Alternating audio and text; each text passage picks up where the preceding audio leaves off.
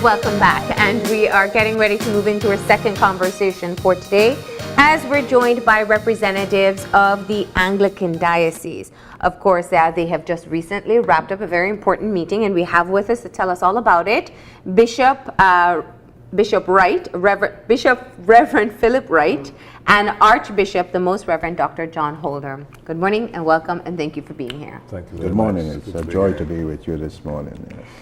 Now, go ahead. Begin by talking to us about the annual meeting. I know you guys commenced on Saturday, and there's been a series of discussions with regards to where the Anglican Diocese presently is and where the church is going over the next year, for instance. Talk to us a bit about this past few days.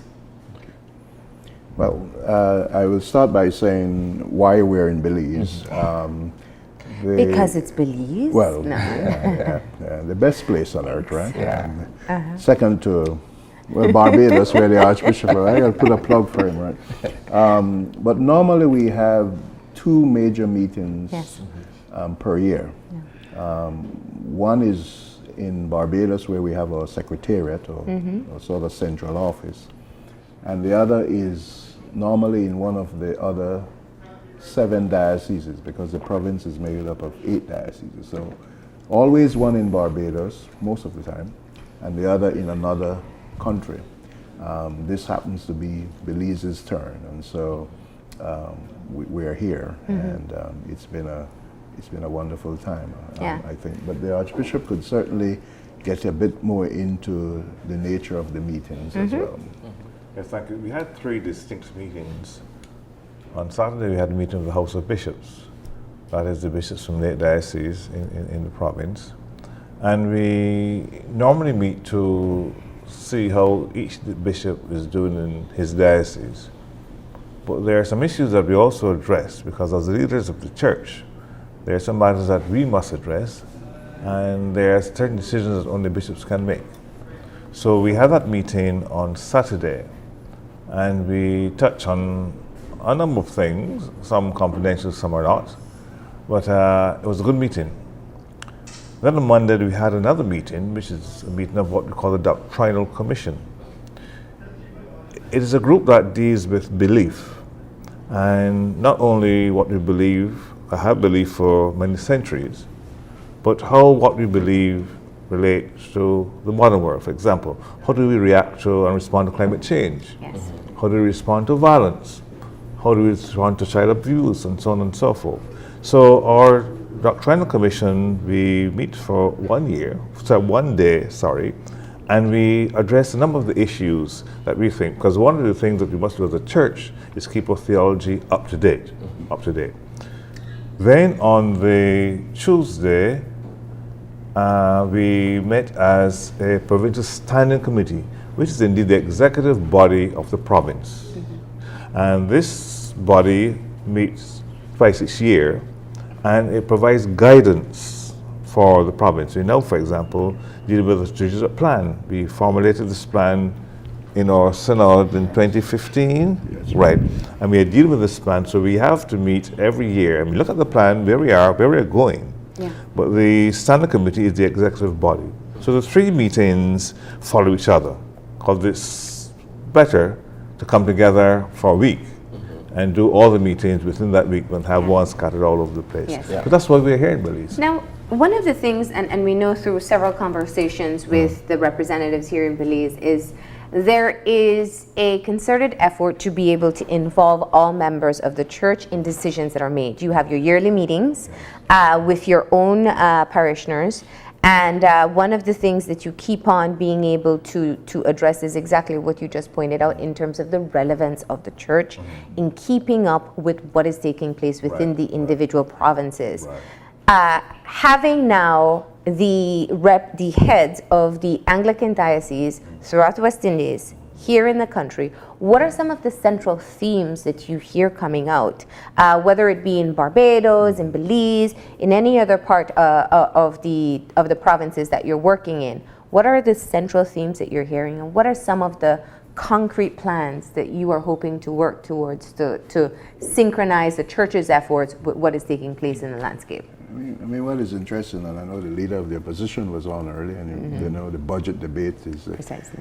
so in Barbados, so in Trinidad, so Jamaica. We have right across the region similar challenges, and therefore the church, as it seeks to do its work in each of the territories, also has to respond to these challenges. Now, I know the Archbishop will add, but because in an interview yesterday he mentioned a few things, but it's really about how can the church impact the lives of its people in the most meaningful way, to give them hope, to give them understanding when it is necessary, to guide them where needed, but basically to continue to announce, if you will, the love of God as revealed in Christ, since He's the one we are representing. So that's in the general, but you do have to get to the specific. And so poverty, crime, violence, the youth, the bishop mentioned, the climate change issues, which affects us in this region, and a host of other, and some of the social issues, which, as you know, the Anglican Church is not afraid to engage in even some of the most controversial social issues. But we believe all of that has to do with a concern for the quality of life our people can live. And how can an institution that has such an influence on people's lives properly guide them and give them the tools and all those sort of things to somehow make sense and navigate through these Let me murky put a waters. question to both of you gentlemen. Let's look at the social issues, for instance. Some of these concerns aren't only faced by us here in Belize, they're also faced in Barbados, where you are presently. How do you ensure that the flock remains hopeful and positive, given everything that is happening? For instance, in Belize, you have violence, you have departure from spiritual and religious beliefs and practices, you have economic hardship and all of this. How do you preach to your followers, you know what, we need to stay united, we need to remain focused on our love for God, and we need to remain positive so that we can see it through for not only our generation, but for our kids coming behind? Yeah. Well, we try to keep a very positive and hopeful position in response to these many issues and challenges. And one of the basic ways of doing so is sharing. Now, within a congregation, for example, you will share not only material things, but hope. But the hope must be linked to a practical thing. So, for example, in some parishes throughout the province, you will have a response to the children. You may provide some books or school uniforms for the children. You respond to the needy as well. And these are responses of hope. So hope is not only what we preach from the pulpit, but what we do on the ground. We help a person to realize that God wants me to have a good meal each day. And that's extremely important. But the church has to keep addressing the issues of the day.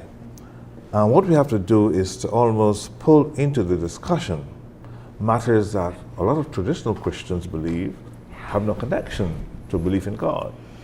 And one of the challenges we are facing in this region is the environmental challenges. We live, I keep saying, in the most beautiful part of the world, but it is extremely fragile. And unless we control, for example, a simple thing, the use of plastic and disposal of plastic. So these are things that the church must get on board with. So you teach not only salvation in the traditional sense, but salvation of the earth. Because if we do not, as responsible human beings and Christians, respond to this challenge to the environment, we will have probably no generations left. So what I'm saying is, hope for the church isn't only pie in the sky by and by. It is how the average person in this region dispose of a plastic bottle. That's hope. Yeah. And sometimes it touches on issues that are uncomfortable. You know, that you'd rather not talk about. But I think part of what the Archbishop is saying too, there has to be a kind of honesty and a seeking after the truth and a willingness to sit down and be reasonable in the debate and say, okay, and be willing to change your mind sometimes. Anglicans tend to put reason as a big part of how they formulate their theology.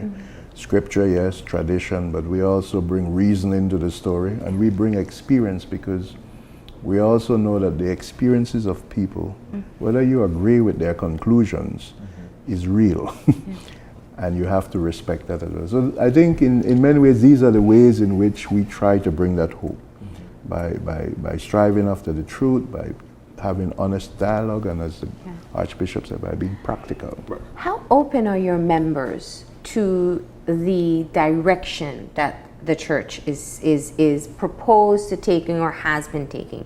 Because once upon a time, religious persons didn't get involved in policies or politics or the way the country is governed. You responded to the needs of your individual members and ensured that hope was kept alive and living a life as God prescribed.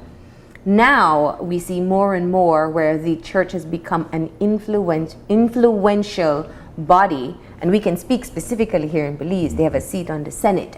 We have representation in other organizations as well. Right. So you are a part of the governing of the country. You are a part of, you are a policy maker, a part of the policy making in the countries.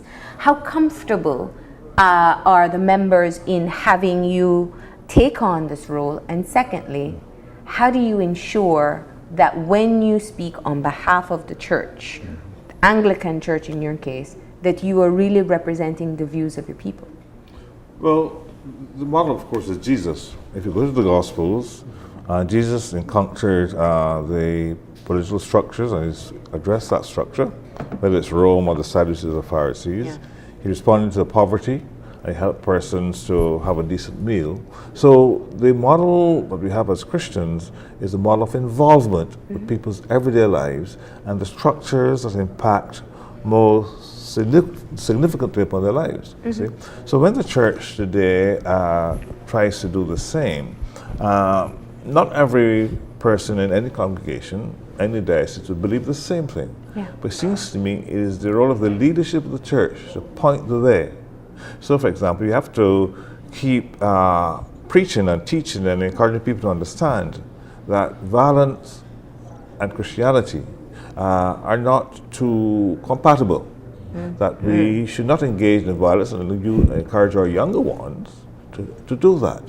So we keep connecting to the sensitive points of the society and to the issues and the patterns of life and the behavior that impact negatively upon these communities. And it seems to me, as I was saying yesterday, if we, in this part of the world, don't actually get hold of this violence, especially the violence of the young men. Yes. The young men. We are sowing the wind, and we're going to reap the whirlwind. So here's where the church has to come in and deal with the young ones within the congregations to help them understand that violence is not a viable alternative to solving problems. Let me push a bit further, because when you look at the people who will attend church, they perhaps won't be the ones involved in violent activities. No. My question is, we see, and we can use the landscape in Belize, where a lot of people turn to the church to keep that hope alive. But a lot of people have resorted to quoting scriptures as a way of dictating the way that society should be versus having some sort of involvement or really analyzing the issues that exist. So as the leadership of the church, as the messenger in being able to inspire change, how do you get people who want to see a life fulfilled as the Bible prescribes, to move beyond simply quoting scriptures and being involved in a non-judgmental way in the change that they want to see in their individual communities? it's not an easy balance, obviously, Yeah. because, you know, if I come and I say to you what you're doing is wrong, Yeah. you can bark back at me, well, why are you judging me? Yeah. And maybe I'm simply trying to point out something that really is universally accepted as not good, but you want to persist in it. Yeah. So there will always be a little element of the judging, but I think to your larger question, it has to be about, again, seeking after truth, being honest with who you are and where you are in life and so on. But it is also, I think, about trying to reach the core, the source maybe of some of the ills we are seeing. For instance, when the Archbishop speaks of the violence that we may see among young people, the church may look at that and say, yes, that is not acceptable. But look further to say, you know, if we also create a culture, for instance, where we are unable to respect each other and to accept each other for who we are and so on with our differences, that's the source of the violence as well. And so you have to get at that. And you see that in Jesus, you know. I think once he said, it was said of old, you should not murder. But I say to you, if you start to hate your brother, you already committed murder. And so you have to get at the attitudes and so on. And I think the church, I think, also has to accept that it is not the only institution that has to make the corrections or help people get on the right track. So we have to partner with other groups, we have to partner with government, but we also have to hold each other accountable. And I think the church fully accepts its role as one in which we work on people's attitudes as well, on the relationships they have with each other. And that is where we try to come in and say, this is where we think we can have the greatest influence, and this is where we think change can also occur. But others have to do their part. But to pick your point on the way people quote scripture, we live in a complicated world where people like to have easy answers, very easy answers, push button answers. And one of the strengths of Anglicanism, the Anglican churches, we do not engage with easy answers. We realize that if it's a problem, it has to be studied, has to be analyzed, and we have to search for solutions. And we have the similar approach to the Bible. I've taught Bible myself for the last 30 or so years, so I know what I'm talking about. We do not engage in a play text to situation across the board in a simplistic way. But it's what people like and what want. Most people want an easy answer to their complex problem. And a lot of the strands of Christianity respond to that by providing the easy answers. Thank God I can say the Anglican tradition, the Anglican church is not engaged in that. We like to help people to think it through and using the Bible in a creative way to help them to deal with the issues that they're dealing with. I'm driving over this morning to the Archbishop made an interesting comment. He says, you know, you have to keep the necessary distinction between belief and knowledge. And a lot of people are simply driven by belief. This is what I believe in. And they don't take enough time to get the knowledge and the information that is necessary to inform even that belief itself. And the practical applications. You know, what you just spoke about, I remember learning in school, and it was one of the most baffling thoughts.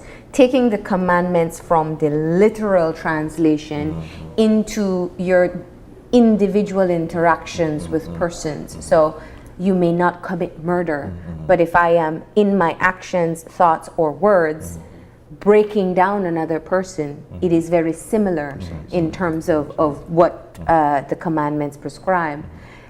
Now, let's take it back to some of the other issues, because I understand that in being able to help others come to the point of moving beyond what they believe and taking the action, it is a continuous, ongoing work of people who are involved in the church. But looking at the violence and looking at climate change, these are all areas that are emerging within the Caribbean. Let's take a pause for a moment and look at the role of women within the church. It is Women's Month, and we know that it has been a conversation that takes place for a very long time. What is the role of women in leadership in some of the institutions that really have impact? What's the Anglican perspective in this issue? Well, we take very seriously the contribution of women in the church. I think we can say for a very, very long time, women constitute the majority of persons in church. Men are still a minority in church, even if they have the leadership roles. And we're trying to reverse that in many ways, and it is happening. It is happening, as in other areas of society. Well over 20 years ago, we decided to make the significant move to ordain women to the priesthood. That's right. And that was important because we're trying not only to create a balance between the male and the female, but we're saying that given the gift of ordination, that we have no right to exclude women from this gift. So that has gone a long way in emphasizing, in affirming the role of women, the place of women in the church, especially in the Anglican church. And there are some traditions who would tell you we will never ordain women, but we can never say never because we do not know. But we have gone on for many years now, and we are saying that we think that given our understanding of the place of women in this world, the old tradition, God made them male and female, we think that we cannot exclude women from certain areas of ministry and of witness and work of the church. And here's where we are.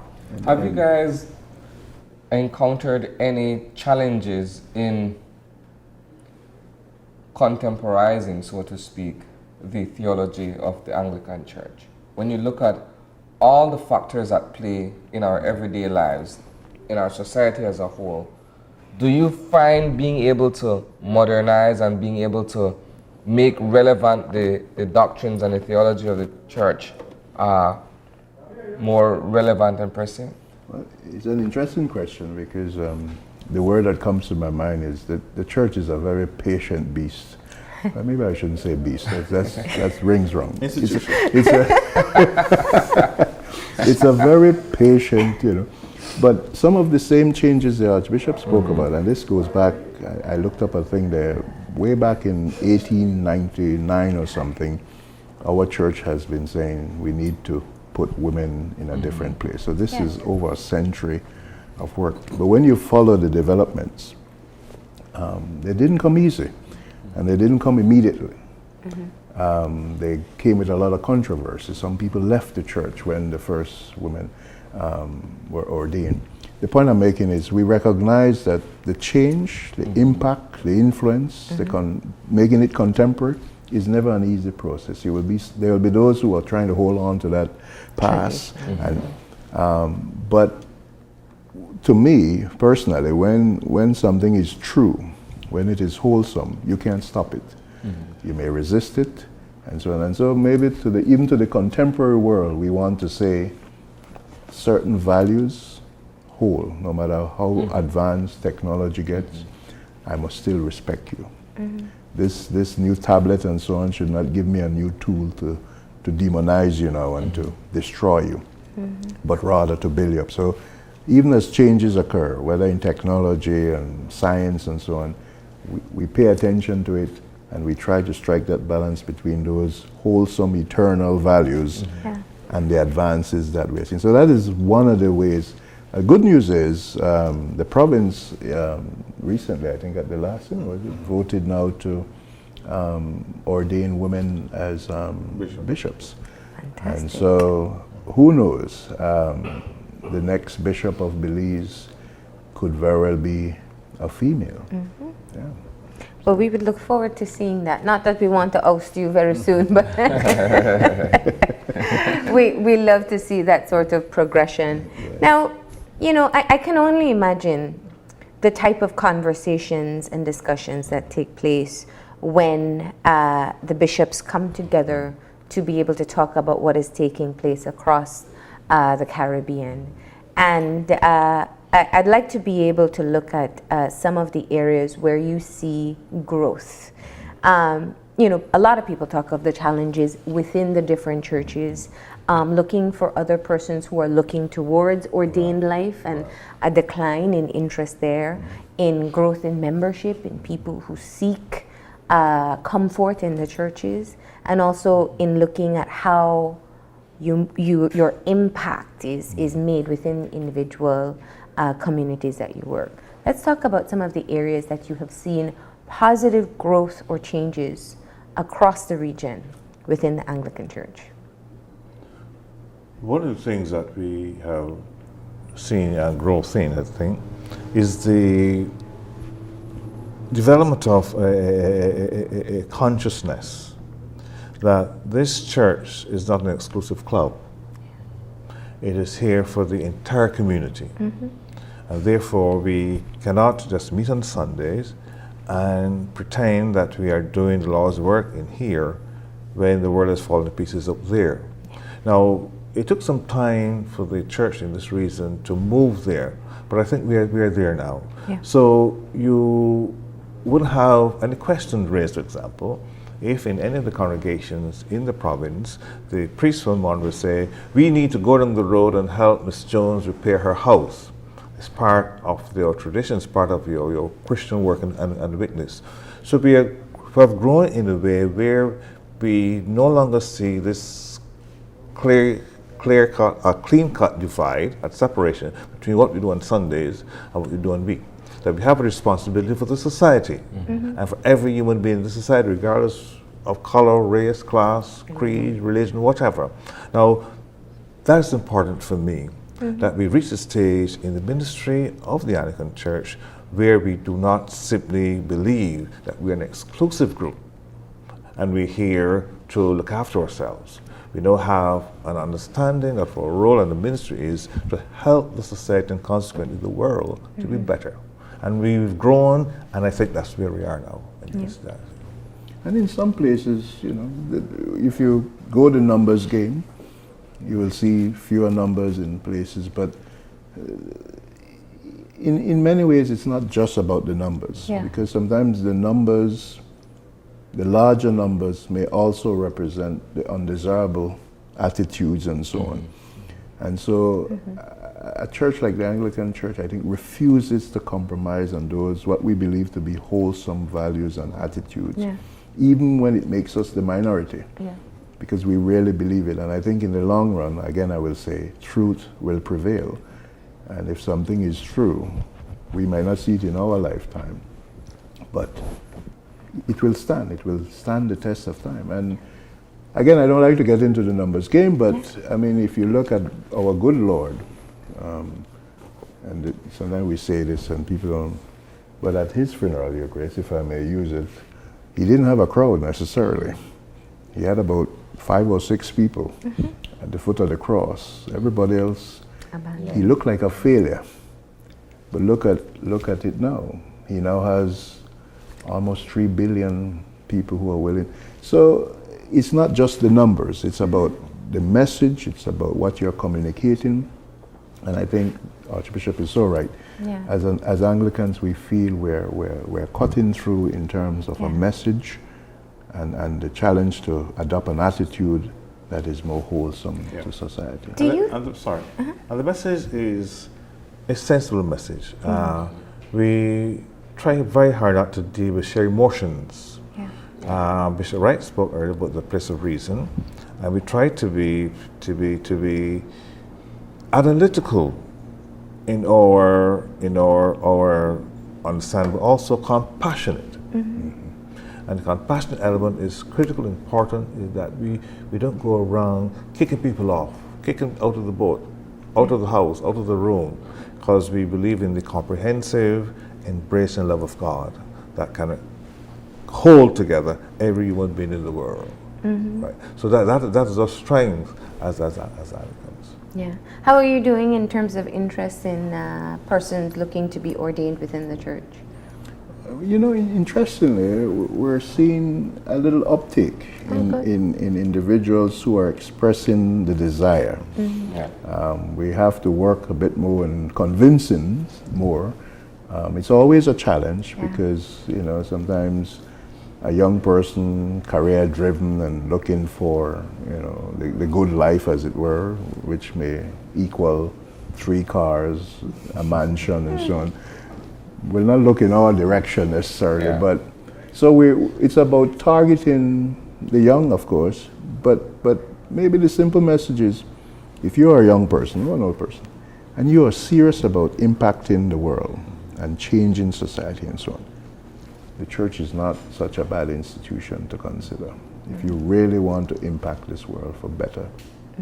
And the more the world grows, the more we get involved in science and technology, we realize that religion offers a component that nothing else can replace. And every time you think that religion is going on the ground or is going under the water, you realize, no, we need it. We need it. Yeah. If you could leave people with one clear message as to what this latest round of meetings has created as your mandate, what would that be? The mandate is to go back into every diocese, into every parish, continue to preach the gospel in a way that will impact upon lives, pay special attention to our young people who are living in an extremely vulnerable world, and to ensure at all times the message is one of compassion, one of forgiveness, and stay away as far as humanly possible from pointing fingers and condemning persons. Wow. I think that's a great way to close. I understand the hard work is over and now the fun stuff takes place. Some fun thing, all work and no play is never good. You're right. And the Anglicans know that very well. So today, I think it's a little dung day. Yes. This evening, we're going to have a little dinner and get together. This morning, I think some of the delegates who have come will do a little city tour and go to the museum and so on. Nice.